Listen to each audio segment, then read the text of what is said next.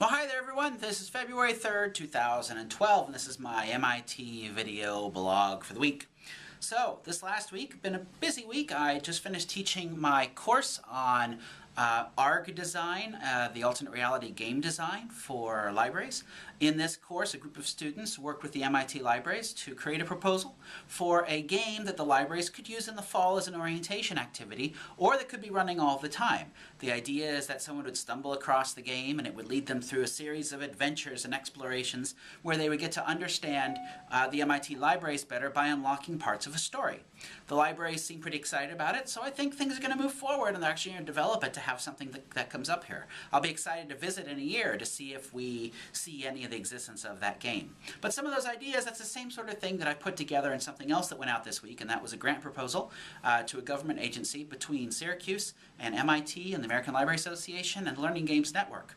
And the goal is to create a toolkit that makes it easy for all sorts of libraries to create these sort of games. So here's hoping that gets funded.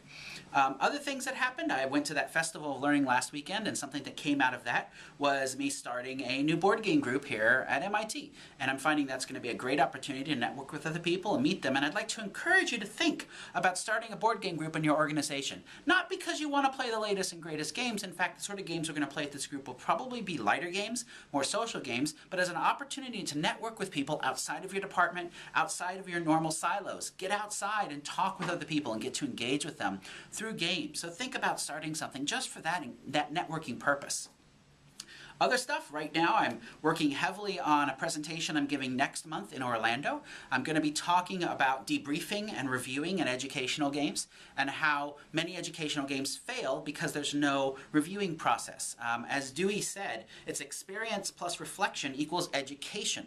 And if we only have experience and we don't have reflection, we don't have education.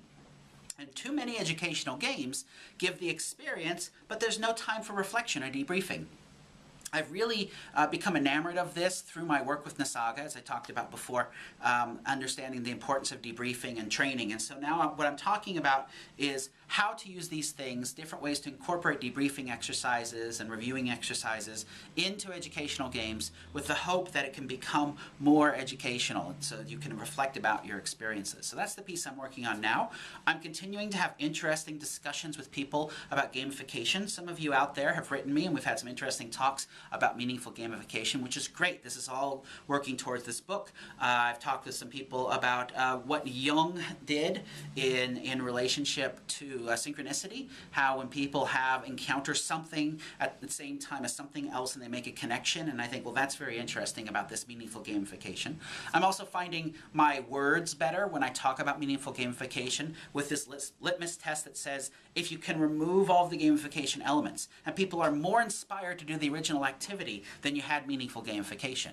That meaningful gamification is a focus on the play and not those external rewards. So as I'm talking with people, I'm continuing to build up steam towards this book that I'm working towards, and that's going to be my big spring project. Another thing I'm really excited about is next week I'm meeting with the Boston Children's Museum. They've been funded to create a big game that connects the Children's Museum to the library and other areas in the community, and I'm going to help them with that game, and I'm really excited about that opportunity, a chance to take these things I've been talking about and really apply it somewhere. So that's something you're going to be hearing a lot more about as these projects move on. So things are going wild here. I'm trying to create more situations at MIT where I can engage with people. That's really my hope in the last few months I have here, is to make as many connections as I can so that when I go back home I'll be able to continue working with those connections and keeping these projects going. So it's keeping me busy. I am very much appreciating the lack of snow here. That's a nice change from being back in Syracuse, although I understand they're having a very mild winter. Sure, of course, the winter I go away, they have a mild one. So that's just a brief run through of my projects. As things continue to develop, I'll tell you more about them. As I'm coming up to conferences, I'm actually going to be going to GDC, the Game Developers Conference in California at the beginning of March. I'm looking forward to heading over to that. It'll be my first time to see that situation, so it'll be interesting. So anyway, remember, make your play matter. I'll talk to you all later. Bye-bye.